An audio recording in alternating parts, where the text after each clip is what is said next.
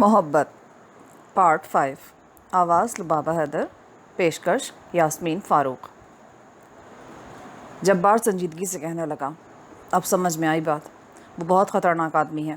اگر تم آفتاب کی جان و فروغ کی عزت بچانا چاہتے ہو تو تمہیں ہر قدم پھونک پھونک کر اٹھانا ہوگا، کسی بھی کام میں عجلت نہیں کرو گے ورنہ سارا بنا بنائے کھیل بگڑ جائے گا۔ میں اپنے صفی کو پڑھتا رہا ہوں، مجھے مجرموں کی نفسیات کا اچھی طرح علم ہے۔ اب میں چلتا ہوں اور اس وقت تک خدا حافظ جب تک تم میری جاب کا انتظام نہیں کرتے، لیکن یہ سب کرتے ہوئے یہ بھی خیال رکھنا کہ 2 ماہ بعد ہمیں شپ پر واپس جانا ہے، اوکے؟ وہ دروازے کی طرف واپس بڑھا تو اسامہ ذہن میں آئے ہوئے پریشان کن خیال کے تحت لپک کر جبار کا بازو پکڑتے ہوئے بولا، یار رکو تو۔ کیوں؟ اب کیا ہوا؟ جبار نے پوچھا، جبکہ شہزاد وہیں دروازے میں کھڑا اس کو گھورتا رہا۔ وہ یار، گھر والے میری شادی کرنا چاہتے ہیں۔ واقعی؟ شہزاد نے چہک کر پوچھا، مگر جبار نے سنجیدگی سے کہا، اسامہ فی الحال اس پروگرام کو ملتوی رکھو۔ جمال تمہیں فروخ کے ساتھ شادی تو کیا، اسے نظر بھر کے دیکھنے کی اجازت بھی نہیں دے گا، اور پھر فروخ کے حقدار صرف آفتاب کی جان بچا کر ہی تم بن سکتے ہو۔ گھر والوں سے کہہ دو کہ تم ابھی شادی نہیں کرنا چاہتے، فی الحال یہی تمہارے حق میں بھی بہتر ہے۔ یار تم نے پوری بات سنے بغیر مجھے ہی لیکچر سنا دیا۔ پھر؟ جبار نے سوالیہ نظروں سے اس کی طرف دیکھا۔ بھابھی اپنی بہن سے میری شادی کرنا چاہتی ہیں۔ خبردار، شہزاد نے مصنوعی غصے سے کہا، شادی تم صرف میری بہن سے کرو گے ورنہ میں تمہیں جان سے مار دوں گا۔ تمہاری بہن؟ اسامہ اور جبار نے بیک وقت پوچھا۔ ہاں میری بہن۔ بے وقوفو، کیا میں نے تم دونوں کے سامنے فروخ کو بہن نہیں کہا تھا؟ اس کی بات سن کر اسامہ اور جبار کی ہنسی نکل گئی، جبکہ وہ لاپرواہی سے دروازے سے باہر دیکھنے لگا۔ تب اسامہ نے اس کو اور جبار کو پوری بات سنا دی۔ یار تم کیوں ہماری چھٹیاں غارت کرنے پر تل گئے ہو؟ تمہارا ایک مسئلہ ختم ہوتا نہیں کہ دوسرا شروع ہو جاتا ہے، شہزاد نے اسے گھورتے ہوئے کہا، اور جبار مسکرانے لگا۔ تم مسکرا رہے ہو؟ وہ شکایتی انداز میں جبار سے مخاطب ہوا۔ واقعی بات تو رونے کی ہے۔ جبار افسردہ نظر آنے کی کوشش کرنے لگا۔ شہزاد نے کہا، چلو جبار، ہماری چھٹیاں تو یہ غارت کر ہی چکا ہے، اب اس نئے مسئلے کا حل بھی ہمیں ہی سوچنا ہے۔ پر اس کا حل ہوگا کیا؟ اتنی جلدی کیا ہے، اطمینان سے گھر جا کر سوچیں گے، جبار نے کہا، اور پھر اسامہ کے روکنے کے باوجود وہ دونوں سے خدا حافظ کہہ کر چلے آئے، اور وہ بھابھی کی آواز سن کر کھانے کی میز پر آیا تو وہاں صرف بھائی جان، امی اور بھابھی تھے، بچے غائب تھے۔ اس نے بیٹھتے ہی پوچھا، بھابھی بچے کہاں ہیں؟ ابن کو تو میں نے پہلے ہی سلا دیا، کیونکہ شہزاد اور جبار نے کہا تھا کہ وہ دونوں ہمارے ساتھ کھانا کھائیں گے۔ بھابھی نے بتایا تو اسے دکھ ہوا کہ وہ اس کا نیا مسئلہ سن کر فوراً چلے گئے تھے۔ اس نے چند والے زہر مار کیے اور پھر بھابھی اور امی کی باتوں سے بچنے کے لیے جلدی سے اٹھ کر اپنے کمرے میں آ گیا اور آنے والے کل کے متعلق سوچنے لگا، جب اسے شہزاد کو لے کر جمال کے پاس فروخ کے گھر جانا تھا، اور پھر جمال نے اپنی کہانی سنانے کا بھی وعدہ کیا تھا۔ وہ کہانی کیا ہوگی؟ سوچتے سوچتے نیند کی گہری وادی میں وہ اتر گیا۔ صبح 10 بجے کے قریب وہ شہزاد کے پاس آیا تو ملازم نے بتایا کہ وہ ابھی تک سو رہے ہیں۔ اسامہ اس کے کمرے کی طرف بڑھا تو اپنے کمرے سے باہر آتی بیگم اشرف سے ملاقات ہو گئی۔ اسامہ نے سلام کیا، ارے لڑکوں، یہ کیا ہو گیا تم لوگوں کو؟ سارا وقت بھاگے بھاگے پھرتے ہو، ہمارے پاس بیٹھنے کا وقت ہی نہیں رہا تم لوگوں کے پاس۔ اب دیکھو، شہزاد سارا دن تو خیر سے گھر سے باہر رہتا ہے، اب رات کو بھی دیر سے آنا شروع کر دیا۔ سوری آنٹی، اصل میں مجھے تو خود شہزاد نہیں ملتا، اسی لیے تو میں آیا ہوں۔ اسامہ نے دل ہی دل میں خود پر لعنت بھیجتے ہوئے جھوٹ بولا، اور کہتا بھی تو کیا، تم سے بھی نہیں ملتا تو سارا وقت رہتا کہاں ہے؟ چھوڑیے آنٹی ان باتوں کو، آپ سنائیے کیا حال چال ہے، انکل کیسے ہیں؟ سب ٹھیک ہیں، اور تم بھی نہیں آتے، ورنہ پہلے ہر دوسرے تیسرے دن آ جاتے تھے، اب کیا ہو گیا؟ جی وہ میں بھائی جان کے ساتھ آفس جاتا ہوں۔ اسامہ نے دوسرا جھوٹ بولا کہ شہزاد کی ممی کسی طرح مطمئن نہیں ہو رہی تھی۔ تم بھائی کے ساتھ آفس جاتے ہو؟ یہ تو بڑی خوشی کی بات ہے، بھائی ذرا شہزاد کو بھی سمجھانا، اس کے بابا بہت چاہتے ہیں کہ وہ ان کا ہاتھ بٹائے، مگر وہ سنتا ہی نہیں۔ جی میں کوشش کروں گا۔ اچانک شہزاد نے اس کی مشکل آسان کر دی، ممی ناشتہ؟ اوہ اچھا، میں کہتی ہوں ملازمہ سے۔ وہ چلی گئیں تو شہزاد اسامہ کے قریب آیا، پھر سر سے لے کر پاؤں تک اسے گھورا اور دانت پیستے ہوئے بولا، تم بھائی جان کے ساتھ آفس جاتے ہو اور میں آوارگی کرتا ہوں، یہی مطلب تھا نا تمہارا؟ ارے سنو تو، پھر اور کیا کہتا؟ یار سمجھنے کی کوشش کرو، تمہاری ممی ذرا بھی تو بہت کرتی ہیں، آخر یہ وکیل کیوں نہیں بن گئی؟ ابھی آتی ممی تو پوچھ کر بتاتا ہوں۔ ارے یہ غضب نہ کرنا پلیز، اسامہ نے بوکھلا کر کہا، پھر اس کے کمرے کی طرف بڑھتے ہوئے پوچھا، اتنی دیر تک سونے کی کیا ضرورت تھی؟ میں نے 11 بجے کا جمال کو ٹائم دے رکھا ہے۔ یار رات دیر سے سوئے تھے۔ دیر تک کیا کرتے رہے تھے جبکہ تمہیں معلوم بھی تھا کہ آج؟ دیر تک تمہارے نئے مسئلے کے بارے میں سوچتے رہے تھے۔ او ہاں، کیا بنا اس کا؟ ارے گولی مارو اس مسئلے کو، وہاں جمال ناراض ہو رہا ہوگا۔ چلو جلدی سے کپڑے بدل لو اور میرے ساتھ چلو۔ شہزاد نے پھر کوئی جواب نہیں دیا، لباس اٹھایا اور باتھ روم سے ملکہ ڈریسنگ روم میں چلا گیا، اور جب باہر آئے تو اس نے اسامہ پر ایک نظر ڈالی۔ اسامہ نے کہا، یہ سوٹ پہن کر جاؤ گے تم جمال کے پاس؟ تو پھر اور کون سے پہنوں؟ یار اس دن والا لباس پہنو نا، وہ کہاں رکھا ہے؟ رکھا تو یہی ہے یار، مگر شلوار قمیص پہننے میں حرج کیا ہے؟ یہ لباس تو سبھی پہنتے ہیں۔ شہزاد نے ناشتہ کرتے ہوئے اس کو دعوت دی، مگر اسامہ نے اس رسمی دعوت کو قبول نہ کیا۔ اگر حرج نہیں تھا تو اس دن جمال کے سامنے اس لباس میں کیوں آئے تھے؟ اب اٹھو اور وہی لباس پہنو۔ ارے یار ختم کرو، ممی نے دیکھ لیا پھر؟ تو پھر ساتھ لے لو، راستے میں کہیں۔ ارے چلو بابا، وہ لباس میں نے مالی بابا کے پاس رکھوایا تھا، وہاں سے لیتے ہوئے باہر نکل جائیں گے۔ پھر وہ دونوں سرونٹ کوارٹر میں آئے اور کپڑے لے کر باہر چلے گئے۔ اسامہ کو دیکھتے ہی چوکیدار نے اندر جانے کا اشارہ کرتے ہوئے بتایا، صاحب بہت دیر سے آپ کا انتظار کر رہے ہیں۔ اسامہ ملازم کے ساتھ ڈرائنگ روم میں تو جمال بیزار سی شکل بنائے بیٹھا تھا۔ کیا ٹائم دیا تھا تم نے مجھے؟ سوری جمال صاحب، بس ذرا دیر ہو گئی۔ ذرا دیر؟ پورا 1.5 گھنٹہ لیٹ ہو۔ سوری، بیٹھو تم، جمال نے اشارے سے کہا، اور پھر شہزاد کو دیکھتے ہوئے بولا، سب سے پہلے تم اپنا حلیہ تبدیل کرو، تہبند باندھ کر تمہیں یہاں کام کرنے کی اجازت میں نہیں دے سکتا، اور بالوں میں اتنا تیل ڈالو جتنے بال ہیں، بہہ کر منہ پر نہ آئے۔ جمال نے ناگواری سے شہزاد کو دیکھتے ہوئے کہا، جی میں اسامہ صاحب سے کپڑے مانگ لوں گا۔ اسامہ سے کیوں؟ آفتاب کے کرسوٹ میں حور سے کہہ دوں گا تمہیں دے دے۔ اب آؤ تمہیں آفتاب سے ملواؤں۔ وہ دونوں کو ساتھ لے کر آفتاب کے کمرے میں آئے تو حور وہاں موجود تھی۔ جمال کو دیکھتے اس نے نفرت بھرے لہجے میں کہا، مجھے سمجھ میں نہیں آتا کہ یہ بیماری کیسی ہے جو نہ کم ہوتی ہے نہ بڑھتی ہے، پہلے دن سے یہی حال ہے۔ اس میں میرا کیا قصور ہے؟ بیماری تو خود ڈاکٹرز کی سمجھ میں نہیں آ رہی۔ جمال نے خشک لہجے میں کہا، اگر یہ بات ہے تو پھر اس کو یہاں مزید رکھنے کا کیا فائدہ؟ آخر یہ بزنس جائیداد سب آفتاب کی ہی تو ہے۔ سنو، میں آفتاب کو علاج کے لیے باہر لے کے جانا چاہتی ہوں، تم اس ماہ کے اندر اندر سارے کاغذات تیار کراؤ اور ویزا بھی حاصل کرو۔ حور نے حکم دینے والے لہجے میں کہا، جی بہتر، جمال نے کہا، اور پھر شہزاد کی طرف اشارہ کرتے ہوئے بولا، یہ آفتاب کا نیا خدمتگار ہے، پہلے نے جواب دے دیا تھا۔ حور نے کچٹتی سی نظر شہزاد پہ ڈالی، جو جی میں آتا ہے کرو، مگر جو میں نے کہا اس پر بھی عمل کرنا، 1 ماہ کے اندر اندر ساری تیاری مکمل ہو جانی چاہیے، اس نے کہا اور باہر چلی گئی۔ گندی کتیا، بہت جلد میں تجھے بھی دیکھ لوں گا۔ وہ جو حور کے سامنے جی اچھا کہہ رہا تھا اب مارے غصے کے کھول رہا تھا۔ پھر اس نے سخت لہجے میں شہزاد سے کہا، میرا خیال ہے تمہیں تمہارے کام کے بارے میں بتانے کی ضرورت نہیں ہے، یہ ہے آفتاب جسے تم نے سنبھالنا ہے، اور کان کھول کر سن لو، تم صرف میرے ملازم ہو، حور کے نہیں، اس لیے وہ تم سے کچھ بھی پوچھے تم اپنی زبان بند رکھو گے۔ اسامہ تم ذرا اس کو اچھی طرح سمجھا دو، میں ذرا آفس سے فون کر لوں، پھر باتیں کریں گے، وہی ڈرائنگ روم میں آ جانا۔ جی اچھا، اسامہ نے کہا، اور جمال آخری نظر جس میں نہ جانے کیا کیا تھا آفتاب پر ڈالتے ہوئے باہر نکل گیا۔ اس کے جانے کے بعد شہزاد نے اسامہ کو دیکھا، اور اسامہ نے اس کو چپ رہنے کا اشارہ کرتے ہوئے تنبیہی لہجے میں کہا، اکبر جمال صاحب نے تم سے جو کچھ کہا اس کا خیال رکھنا، اور پھر خود بھی کمرے سے باہر نکل آیا۔ حور کوریڈور میں ٹہل رہی تھی۔ اسامہ کے باہر آتے ہی وہ پھر دوبارہ آفتاب کے کمرے میں چلی گئی۔ اسامہ ڈرائنگ روم میں آیا تو جمال فون پر کسی سے باتوں میں مصروف تھا۔ اسامہ کو دیکھتے ہی اس نے ریسیور رکھا، آؤ چلیں، یہاں تو آج کوئی بات ہو نہیں سکتی۔ کیوں؟ آج کیا خاص بات ہو گئی؟ اسامہ نے اس کے ساتھ باہر آتے ہوئے ہنس کر پوچھا، خاص؟ تم نے دیکھا نہیں وہ کتیا کیسے بھونک رہی تھی، مجھے حکم دے رہی تھی، ذلیل عورت، میری پاور کو نہیں جانتی۔ بیٹھو گاڑی میں۔ کیا آفس چل رہے ہیں؟ ہاں۔ تم نے دیکھا نہیں وہاں بات کیا ہو سکتی تھی اس کتیا کی موجودگی میں؟ بہت خفا لگتے ہیں پھور سے۔ تم نے دیکھا نہیں وہ کس لہجے میں مجھ سے بات کر رہی تھی؟ میں کچھ دنوں سے دیکھ رہا ہوں کہ وہ مجھ پر شک کرنے لگی ہے، جیسے میں ہی اس کے شوہر کی بیماری کا ذمہ دار ہوں۔ تو کیا آپ نہیں ہیں؟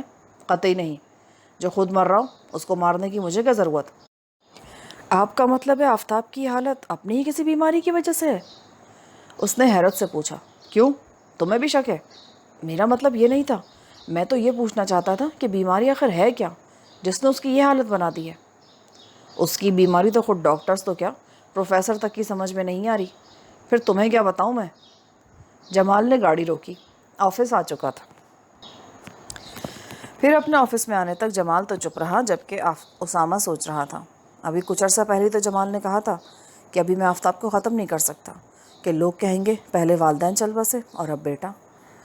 اسامہ کی سمجھ میں نہیں آ رہا تھا کہ جمال اب یہ بات کیوں چھپانا چاہتا ہے کہ وہ آفتاب کو خود ختم کر رہا ہے۔ اگر یہ فرض بھی کر لیا جائے کہ جمال سچ کہہ رہا ہے تو پھر فاروق نے نرس سے کیوں کہا تھا کہ تمہارے بھائی کو جمال آہستہ آہستہ زہر دے کر ختم کر رہا ہے؟ دونوں میں سے سچا کون تھا؟ اوہو، کہیں ایسا تو نہیں کہ اسے مجھ پر شک ہو گیا ہو اور اب وہ اس بات کو چھپانا چاہتا ہو؟ پر یہ کیسے ہو سکتا ہے؟ اس کو مجھ پر شک ہوتا تو وہ کبھی شہزاد کو آفتاب کے خدمتگار کی حیثیت سے قبول نہ کرتا۔ تم کس سوچ میں پڑ گئے اسامہ؟ بیٹھو۔ جمال نے کرسی پر بیٹھتے ہوئے اسامہ سے کہا۔ بہت گہری سوچ میں ہو، کیا میں پوچھ سکتا ہوں کیا سوچ رہے ہو؟ جی، میں سوچ رہا تھا ابھی کچھ عرصہ پہلے آپ نے کہا تھا کہ میں آفتاب کو اتنی جلدی ختم نہیں کر سکتا، لوگ کیا کہیں گے کہ پہلے۔ اوہو، بہت اچھی طرح یاد رہی تمہیں یہ بات؟ جمال نے ہلکی سی ناگواری سے کہا۔ خیر اب ایسی بھی کوئی بات نہیں، بس آپ کی بات اتفاقاً یاد آ گئی مجھے۔ جمال چند لمحے اسے گھورتا رہا۔ کیا نام تھا اس لڑکی کا جس نے تمہاری وجہ سے خودکشی کی تھی؟ اسامہ نے چونک کر جمال کی طرف دیکھا تو اس نے کہا، اب یہی دیکھو، میرے پاس عنبر کا وہ خط ہے جو تمہیں پھانسی نہ سہی کم از کم عمر قید تو کروا سکتا ہے، مگر مجھے کبھی بھولے سے بھی اس خط کا خیال نہیں آیا، حالانکہ وہ آج بھی میرے پاس ہے۔ جمال کے لہجے میں کمینگی ہی کمینگی تھی، گو کہ اسامہ کے لیے اس خط کی کوئی اہمیت نہیں تھی کہ عنبر تو زندہ تھی، مگر جمال نے جس لہجے میں بات کی تھی اس نے اسامہ کو چونکنے پر مجبور کر دیا، اور اسامہ نہایت پریشانی سے سوچ رہا تھا، آخر مجھے یہ بات کہنے کی ضرورت ہی کیا تھی؟ جمال کا اعتماد حاصل کرنے کے لیے میں کتنا گر گیا تھا، اور اب جب پہلا مرحلہ کامیابی سے طے ہونے والا تھا، میری حماقت سے کہیں بگڑ نہ جائے۔ اگر ایسا ہوا تو شہزاد اور جبار میری جان عذاب میں کر دیں گے۔ اب کیوں پریشان ہو رہے ہو؟ میں نے تم سے پہلے بھی کہا تھا کہ ہم یاروں کے یار ہیں، تمہارا اعراض ہمیشہ میرے سینے میں رہے گا، مگر تم نے مجھ پر شک کر کے میرے اعتماد کو ٹھیس نہیں پہنچائی کیا؟ سوری جمال صاحب، میرا مقصد یہ نہیں تھا، میں نے تو محض اتفاق سے وہ بات کی تھی جس کا آپ نے اتنا برا مانا کہ عنبر کے خط کی بھی دھمکی دے ڈالی۔ خیر اب چھوڑو اس بات کو، یہ بتاؤ پیو گے کیا؟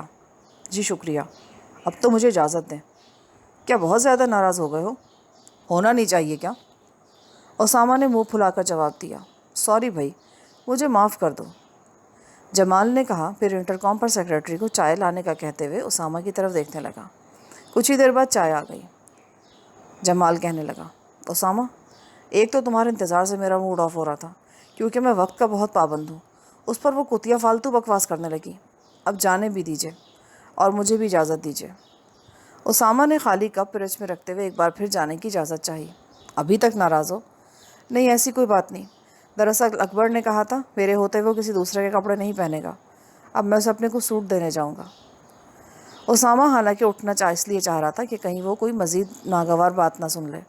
جمال اس کو روکنا چاہتا تھا، مگر سیکرٹری کی طرف سے آنے والے فون کو سن کر بولا، اوکے، پھر ایسا کرنا رات کو میرے گھر آ جانا، پھر بات چیت کریں گے، اصل میں اب بھی مصروف ہو جاؤں گا کیونکہ ایک صاحب مجھ سے ملنے آ رہے ہیں۔ جی بہتر، اسامہ نے کہا اور جلدی سے باہر نکل آیا۔ شہزاد نے کہا تھا، میں کسی بیمار کے سوٹ استعمال نہیں کروں گا، اس لیے بہتر ہوگا تم گھر سے میرے ہی 2-4 سوٹ اپنے نام سے لا دو۔ ان تینوں کا قد و قامت بالکل ایک جیسا تھا۔ وہاں چونکہ اسامہ جمال کے ساتھ جانے کی جلدی میں تھا، اس لیے اچھا کہہ کر نکل آیا تھا، مگر اب سوچ رہا تھا کہ کیا شہزاد کے گھر جانا مناسب ہوگا؟ اس کی امی کے سوالوں کا جواب دینے سے بہتر ہے کہ بازار سے سوٹ لے لیے جائیں۔ یہی سوچتے ہوئے وہ سیدھا صدر آیا اور چند سوٹ خرید کر شہزاد کی طرف روانہ ہو گیا۔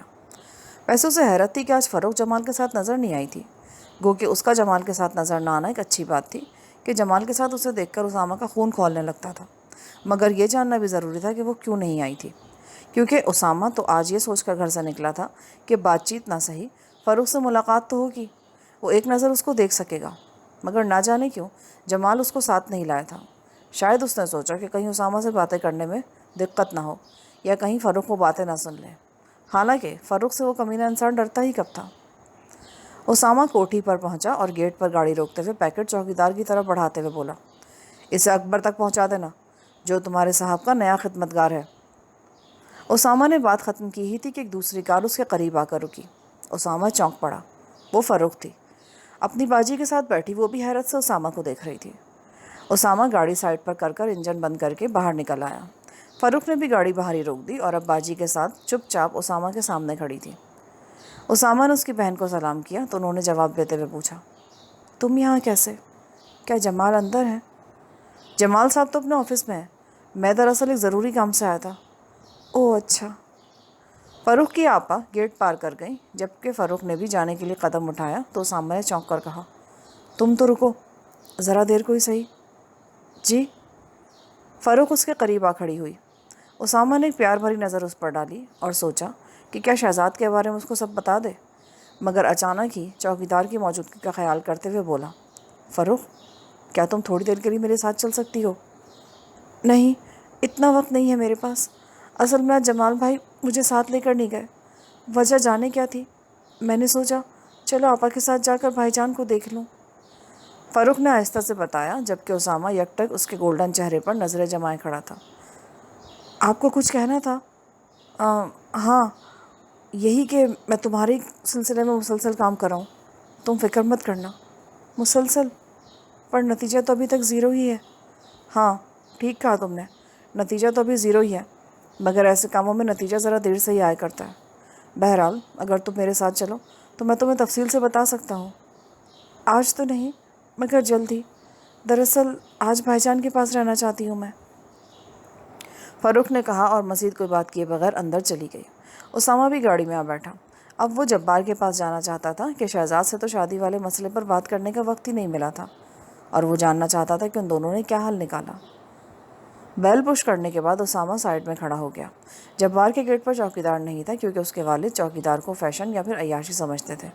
کچھ ہی دیر بعد گیٹ کی کھڑکی کھلی اور جبار کی چھوٹی بہن فرینہ نے باہر جھانکتے ہوئے پوچھا، کون ہے؟ میں۔ جبار ہے فرینہ؟ جی اندر ہے۔ اس نے اسامہ کو راستہ دیا۔ تم کالج نہیں گئی؟ آج مینا بازار تھا اس لیے نہیں گئی۔ بھائی مینا بازار میں تو لڑکیاں بڑے شوق سے جاتی ہیں، اور تم؟ دراصل آج امی کی طبیعت ٹھیک نہیں ہے، اور آپ کو معلوم ہی تو ہے ہمارے گھر میں کوئی نوکر بھی نہیں ہے۔ اوہ کیا ہوا آنٹی کو؟ بخار ہے 3 دن سے۔ میں دیکھ لوں؟ ابھی تو آرام کر رہی ہیں۔ وہ اس کو جبار کے کمرے میں چھوڑ کر چلی گئی اور اسامہ بغیر دستک دیے اندر چلا آیا۔ جبار حسب معمول مطالعے میں مصروف تھا، مگر کسی کتاب کے نہیں بلکہ اخبار کے۔ شاید وہ بھی دیر سے سو کر اٹھا تھا۔ ہیلو۔ اوہ تم؟ آؤ آؤ، میں تمہارا انتظار کر رہا تھا۔ یار 1 بج رہا ہے اور تم ابھی تک بستر میں ہو، بڑے شرم کی بات ہے۔ ویسے اگر تم گھر پر ہی تھے تو فرینہ کو مینا بازار جانے دیا ہوتا۔ بس ویسے ہی یار، کرنے کو چونکہ کوئی خاص کام نہیں تھا اس لیے اب تک بستر میں ہو۔ تم سناؤ، شہزاد کو چھوڑا ہے؟ اور فرینہ اگر مینا بازار نہیں جائے گی تو کوئی حرج نہیں ہوگا۔ ہاں بھائی، تم نے بتایا نہیں، شہزاد کو چھوڑ دیا؟ ہاں ہاں، اور سیدھا ادھر سے ہی آ رہا ہوں، سوچا تم سے معلوم کرتا جاؤں شادی کا کیا کروں۔ شہزاد سے تو پوچھنے کا ٹائم ہی نہیں ملا، وہ دیر تک سوتا رہا تھا۔ میرا اور شہزاد کا خیال ہے ابھی تو لاہور فون کر دو کہ اسامہ ذرا مصروف ہے، اس لیے فی الحال وہ لوگ منگنی پر آئیں۔ یہ بات تم علی بھائی کی آواز میں کہو گے۔ اور گھر والوں سے کیا کہوں گا؟ ظاہر ہے وہ نہیں آئیں گے تو بھابھی فون کر کے پوچھیں گی نا ان سے۔ یہ تو ہے، اسی لیے شہزاد کہتا تھا کچھ عرصے کے لیے گھر کے فون کو خراب رہنا چاہیے۔ بچوں کی سی باتیں نہ کرو یار، گھر کا فون خراب ہوگا تو وہ بھائی جان کے دفتر والے نمبر پر رنگ کر لیں گے۔ کیا یہی احمقانہ باتیں تم لوگ رات بھر سوچتے رہے؟ یہ تو ہم نے سوچا ہی نہیں۔ تاہم اگر یہ نہیں کر سکتے تو پھر شادی سے صاف انکار کر دو کہ فی الحال کوئی دوسرا راستہ نظر نہیں آ رہا۔ اگر میں یہ کر سکتا تو پھر تم سے مدد مانگنے کی ضرورت ہی کیا تھی؟ اسامہ کھڑا ہو گیا۔ ارے بیٹھو، کھڑے کیوں ہو گئے؟ چلتا ہوں، اب مجھے خود ہی کچھ سوچنا پڑے گا۔ اتنی جلدی کیا ہے؟ مجھے بتاؤ، اب شہزاد کا کیا پروگرام ہے؟ کچھ خاص نہیں، آج کا دن تو وہ صرف حالات کا مشاہدہ کرے گا، پھر کل اپنا ٹائم ٹیبل طے کرے گا، فون پر مجھے تمہیں بتا دے گا۔ ویسے وہ بتا رہا تھا کہ اس نے اپنے ابو کے دوست پروفیسر رحمان سے بات کر لی ہے، جب بھی شہزاد اسے فون کرے گا وہ اسی وقت مریض کو دیکھنے چلائیں گے، باقی پھر ان کی رپورٹ آنے کے بعد طے کریں گے۔ اور جمال نے تمہیں جو کہانی سنانے کا کہا تھا؟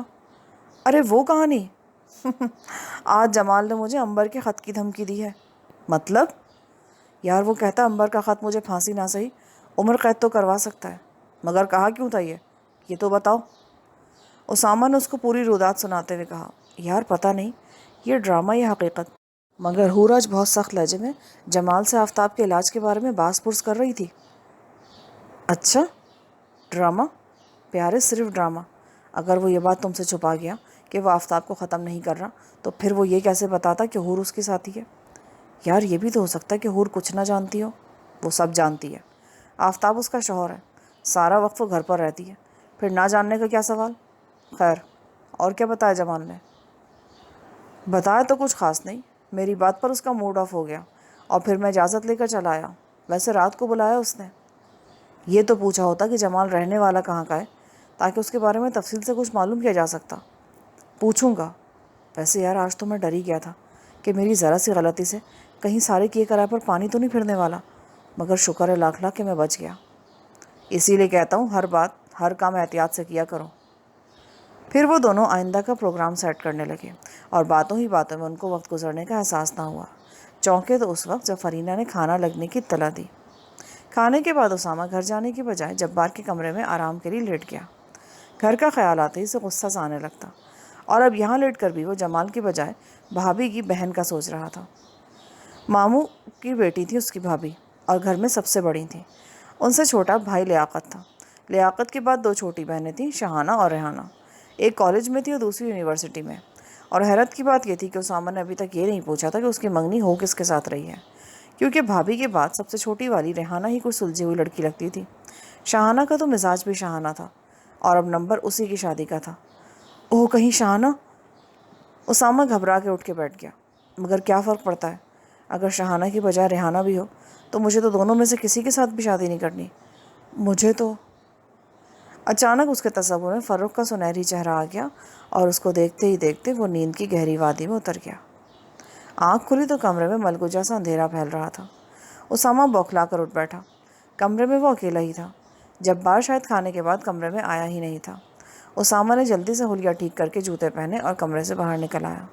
لان میں جبار کے والد اکیلے ہی بیٹھے تھے۔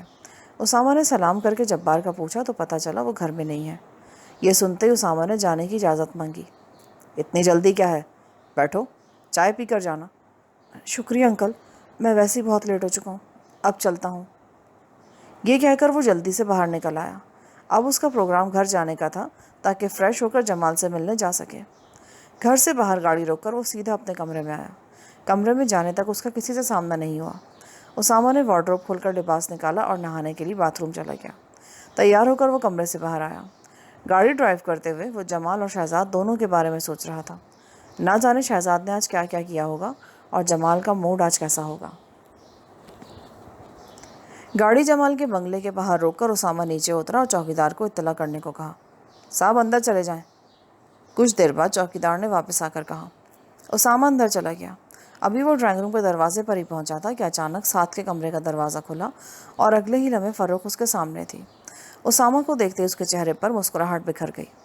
اسامہ خوشگوار حیرت سے اسے دیکھنے لگا اور سوچنے لگا کہ اس کے مسکرانے کی وجہ کیا ہے۔ جمال بھائی تو گھر پر نہیں ہے۔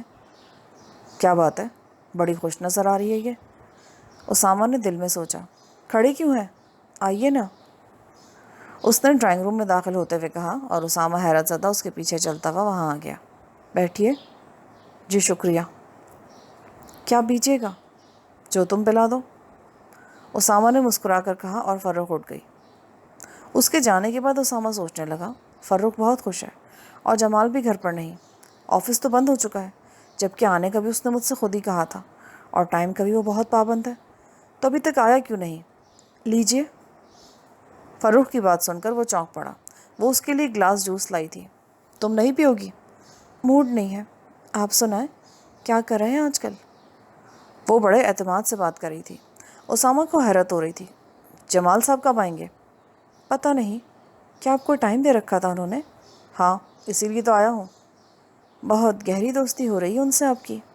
کیا مطلب؟ اسامہ نے چونک کر اس کو دیکھا۔ کیا وہ اس پر شک کر رہی تھی؟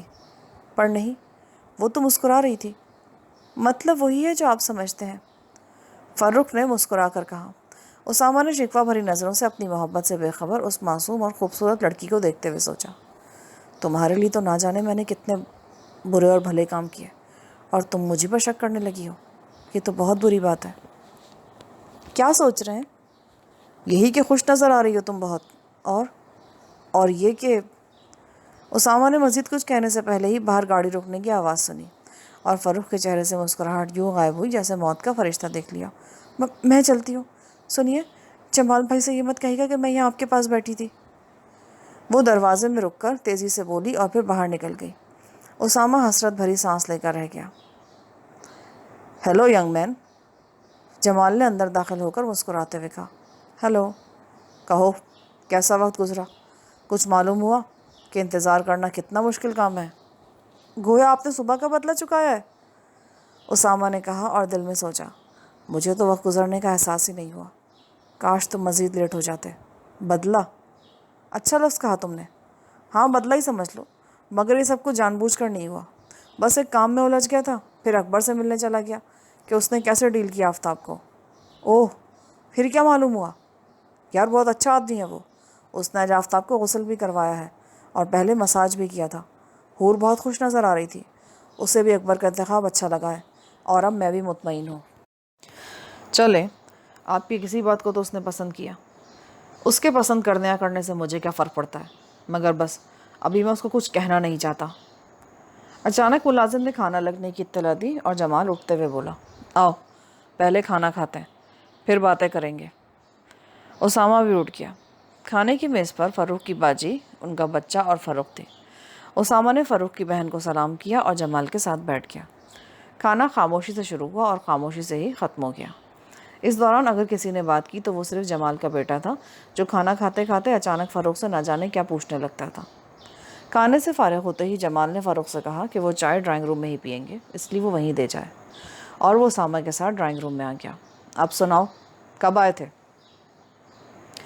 جمال نے سگریٹ سلگاتے ہوئے اسامہ کو دیکھا اور فروخ کو دیکھنے لگا جو چائے خود لے کر آئی تھی۔ بات کیے بغیر اس نے دونوں کپ ان کے سامنے رکھے اور اپنے کام سے فارغ ہو کر کسی روبوٹ کی طرح چلتی ہوئی کمرے سے باہر نکل گئی۔ تم نے دیکھا فروخ کے سنجیدہ چہرے کو؟ جی۔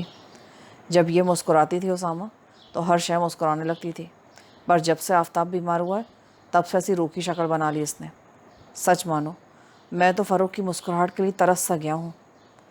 اسامہ نے سوچا، ذلیل انسان، تم نے خود ہی تو اس کے چہرے سے مسکراہٹ نوچی ہے، اس کو ہر ایک لمحہ ایک خوف اور ایک عذاب میں مبتلا رکھتے ہو۔ ایک طرف وہ جوان اکلوتے بھائی کی زندگی کا سوچ کر دکھی ہے تو دوسری طرف اپنی عزت کے لیے پریشان ہے۔